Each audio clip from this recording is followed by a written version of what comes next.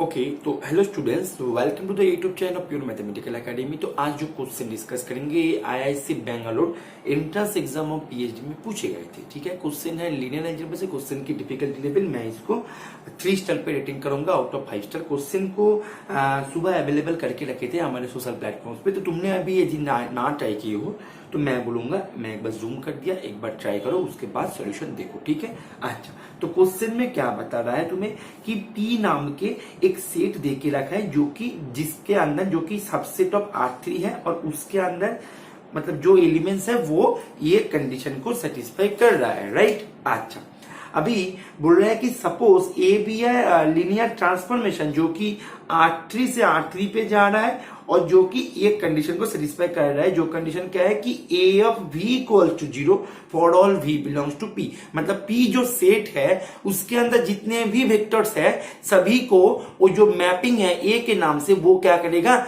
0 पे भेज देगा। Is it okay? अच्छा एंड साथ में एक और कंडीशन दे के रखा है कि A001 मतलब 001 एक अलग सा वेक्टर है। अच्छा तुम देखो 001 जो है ये P में बिलोंग नहीं कर रहा है क्योंकि तुम यदि बैठा हो 0 + 0 - 1 जो कि नॉट इक्वल टू 0 है, तो मतलब ये P में बिलोंग नहीं कर रहा है, एक अलग सा वेक्टर है।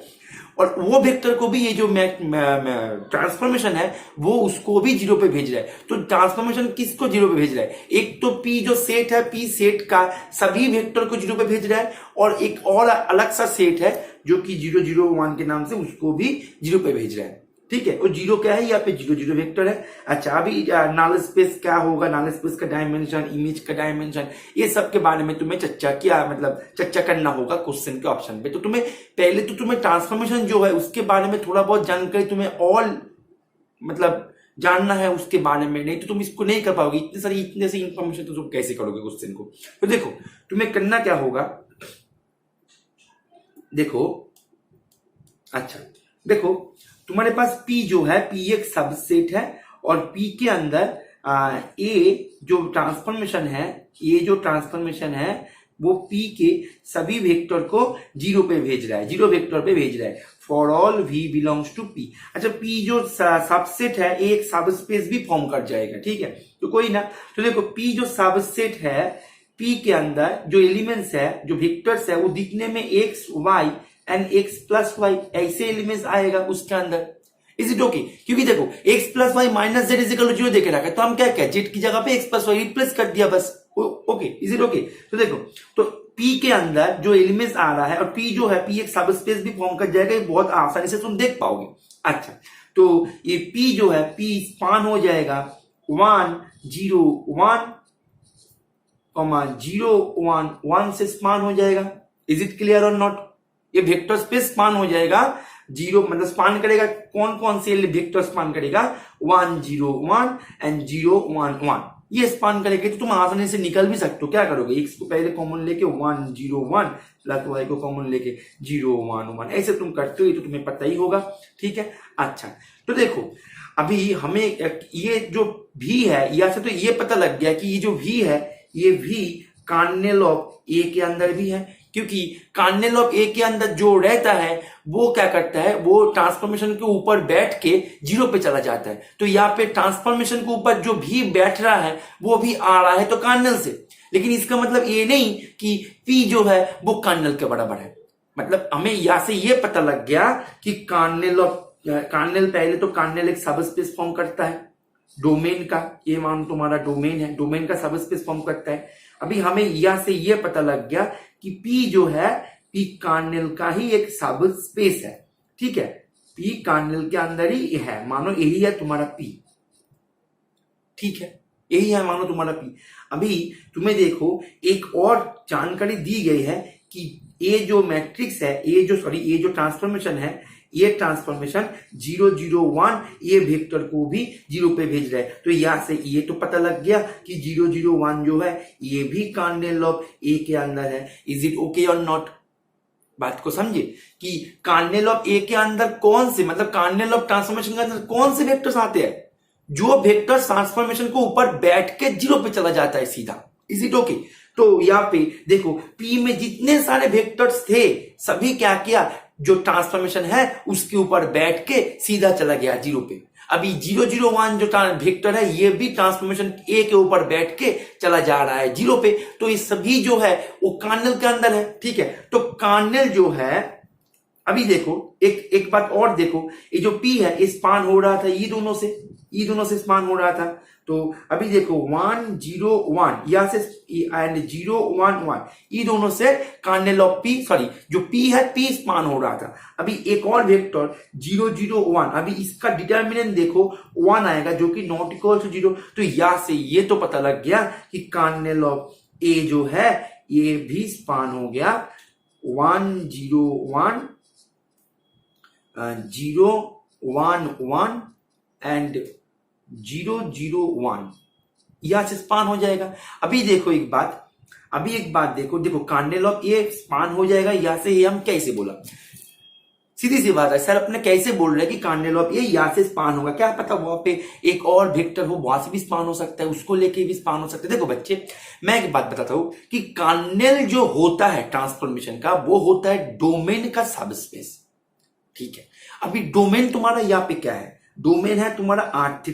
अच्छा ठीक है, अभी जो वेक्टर से स्पान हो रहा है वो वेक्टर यदि लिनियरली इंडिपेंडेंट हो, तुम्हारे पास यदि लिनियरली इंडिपेंडेंट जो सेट है वो जो लिनियरली इंडिपेंडेंट सेट है उसमें रहने वाले वेक्टर्स का संख्या यदि डोमेन का डायमेंशन के संख्या से समान हो जाए ना, तो वो जो इंडिपेंडेंट सेट है वो बेसिस बन जाता है वेक्टर स्पेस का। ठीक है, वो वेक्टर स्पेस का बेसिस बन जाता है। तो यहाँ पे कर्नेल के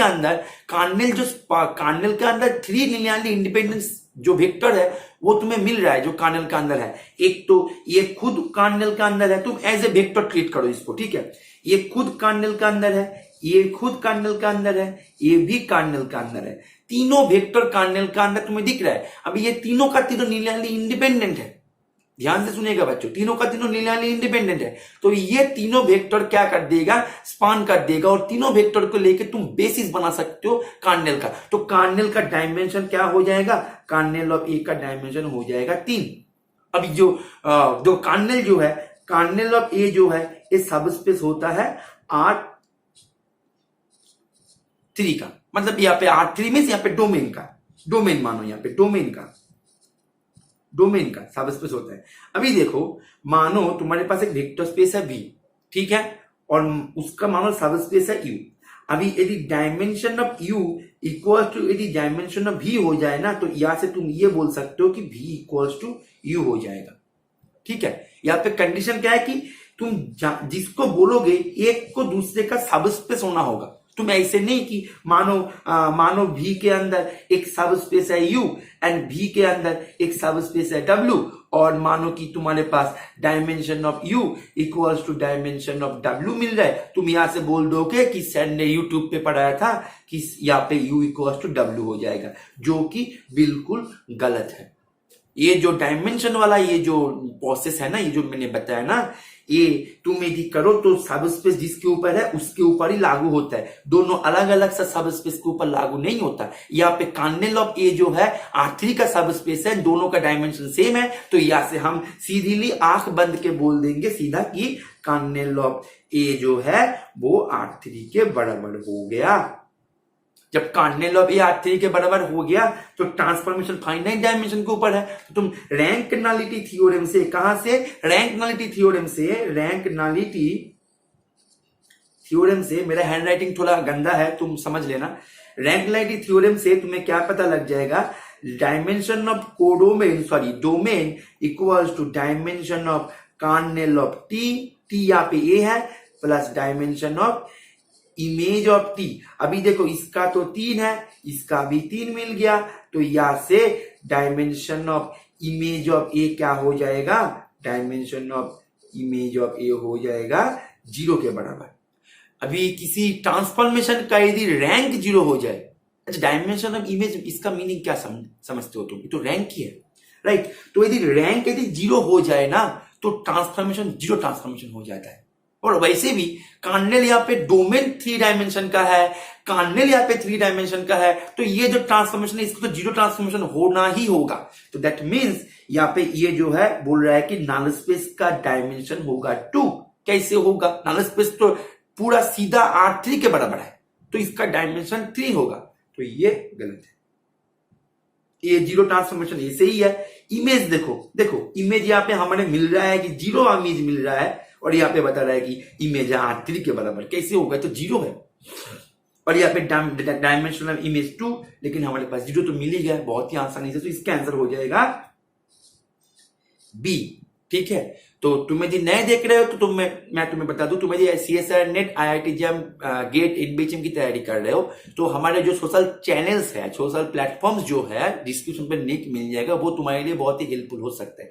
क्योंकि वहां पे हम क्या करते हैं, तो प्रीवियस ईयर क्वेश्चन था, वहां पे हम क्या करते हैं कि न्यू क्वेश्चंस देते हैं, जो कि हमारे एकेडमी के क्वेश्चंस है, और क्वेश्चंस जो होते हैं पूरा का पूरा तुम्हारा अपडेटेड पैटर्न में आते हैं, तो उसका सोल्यूशन यूट्यूब पे आ ही जाता है एवरीडे एट 7 PM। तुम वहां पे ज्वाइन हो जाओ वो क्वेश्चन के साथ प्रैक्टिस करने के लिए। और तुम यदि जून 2023 CSIR नेट की तैयारी कर रहे हो, तो तुम्हें मैं बता दूं, हमारा टेस्ट सीरीज बैच लॉन्च हो गया है, 15 टेस्ट का बैच ऑफर के साथ, बड़ा ऑफर चल रहा है, ऑफर वैलिड रहेगा 12 तारीख को अप्रैल में, तो इसीलिए तुम वहां पे ज्वाइन हो सकते हो। और तुम यदि दिसंबर 2023 की तैयारी कर रहे हो, तो तुम हमारे रेगुलर बैच ज्वाइन कर सकते हो। रेगुलर बैच जून से शुरू होगा, और IIT JAM का बूस्टर कोर्स जून से शुरू होगा। ठीक है, तो तुम चाहो तो वहां पे भी ज्वाइन हो सकते हो हमारे रेगुलर बैच मैथमेटिक्स को एक गाइडेंस के साथ सीखने के लिए, अपने एग्जाम के लिए। ठीक है, तो आशा करूंगा ये सोल्यूशन जो है तुमने एंजॉय की हो। Okay, thank you.